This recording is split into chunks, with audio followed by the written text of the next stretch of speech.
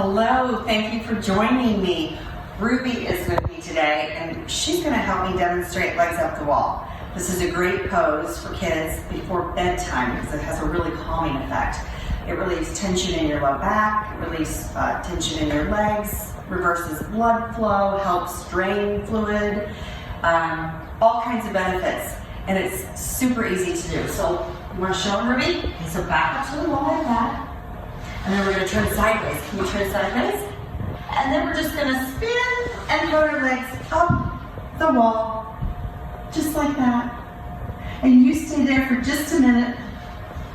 And you get out just the same way. But this is a great one. And if you want to do it with multiple children, siblings, or friends, cousins, it's kind of fun to keep them still longer by stacking blocks on their feet or anything you have that would be light enough that it wouldn't fall down and hurt them. But it's a little bit of a challenge, and then you can have a contest to see who stays the longest. So it's a win-win. Thanks for joining me.